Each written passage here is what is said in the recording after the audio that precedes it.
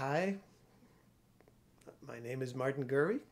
I'm the author of The Revolt of the Public, which I hope you've had a chance to read, at least in bits and pieces. I want to talk today, very briefly, about the chief predicament of our moment in history, one that has only been aggravated by the pandemic crisis. I'm talking about the eruption of public anger against the established order, against politics as they are actually conducted, against society as it actually exists.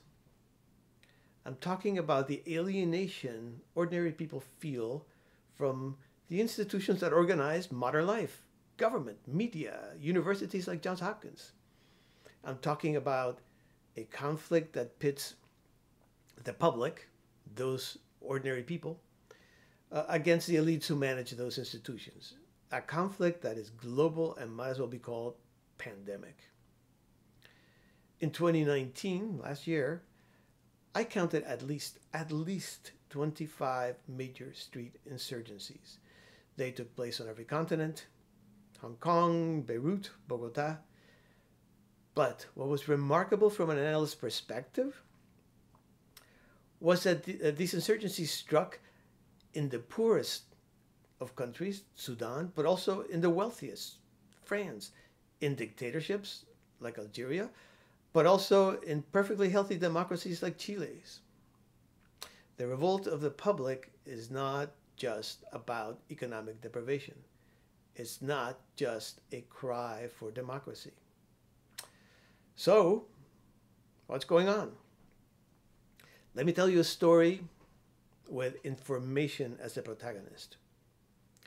Way back in the 20th century, when I was a young analyst of global media with CIA, my job was pretty straightforward. The volume of open information was a trickle. Then, very suddenly, things went haywire.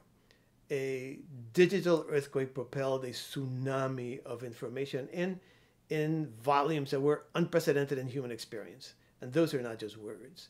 The year 2001 produced double the amount of information of all previous history, going back to cave paintings at the dawn of history. The year 2002 doubled 2001. This trajectory has more or less continued. If you chart it, the line really does look like a gigantic wave, a tsunami. At first, I was stupefied by the size of the tsunami, but what really mattered were the effects. Information has effects. It changes minds. As the tsunami swept across the world, behind it I could see ever increasing levels of social and political turbulence. This wave of trouble began to crest in December of 2010 in Tunisia, first act of the sadly misnamed Arab Spring. Then in January of 2011, a young Egyptian called Wael Ghonim posted on Facebook an invitation to a protest in Cairo's Tahrir Square. 1 million Facebook users saw that invitation. 100,000 said they would attend. 3 weeks after that initial protest, Hosni Mubarak, dictator for 30 years, was gone. So, back to the question, what's going on? Evidently, digital platforms have allowed the public to leap onto the political stage and become a leading actor there. But I'm talking about a peculiar organism. The public is many, not one. Online culture fractures opinion like a fallen mirror, and the public lives on the broken pieces. In the 20th century, radical groups wanted to conquer power so that they could impose a political program derived from some ideology. Today, the public is indifferent to power and openly rejects organization, leaders, positive programs, even a coherent ideology. It's too fractured. It can unite and mobilize only in the act of repudiation. The public is always against. It, it strikes at the established institutions and the ruling institutions while offering no alternatives. Pushed to a logical conclusion, this ends in nihilism, the belief that destruction is a form of progress. But honestly, the most astounding spectacle of our century has been the crisis of authority of the institutions. You have to understand, the great institutions of the 21st century, government, media, and so forth, received their shape in the 20th. That was the heyday of the top-down, I talk, you listen, model of organizing humanity. It turns out that for this model to be tolerated as legitimate, it has to enjoy a semi-monopoly over information in every domain. You remember what I said about my early days in CIA. Information was scarce. Hence, it was extremely valuable. The institutions that controlled the flow of information were vested with authority. They could tell ordinary persons, top down, what the important public issues were, and often how to think about them. The information tsunami has simply swept away the legitimacy of this model. The elites today who run the system are totally demoralized for good reason.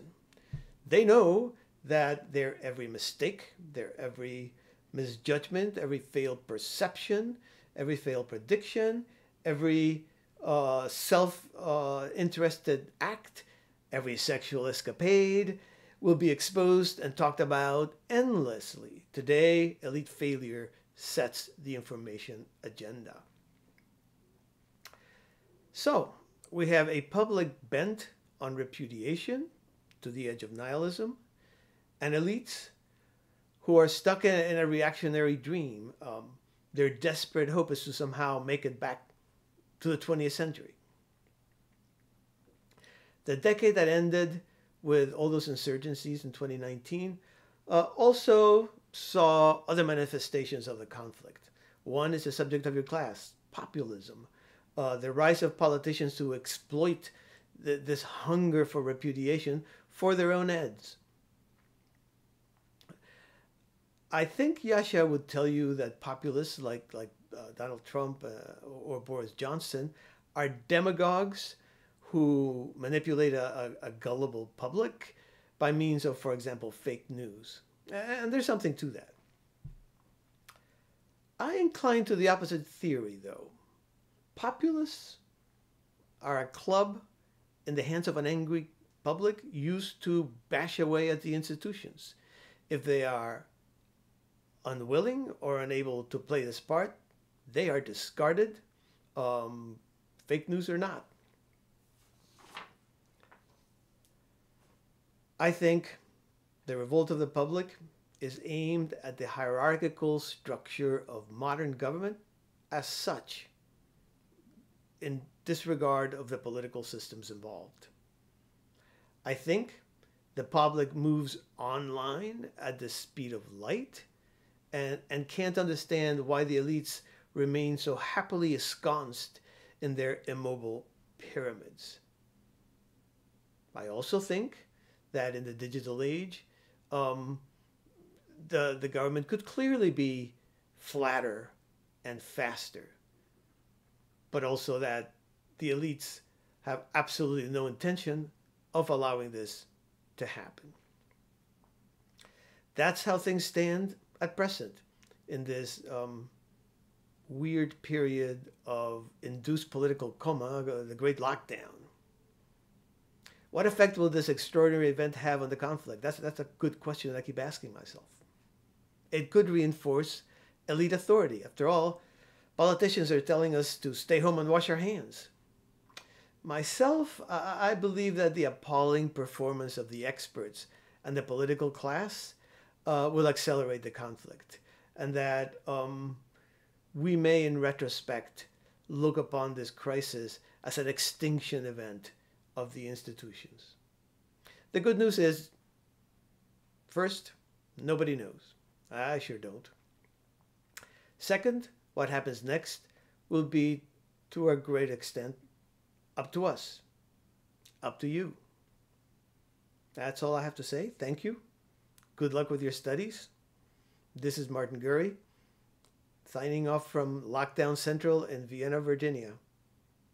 Goodbye.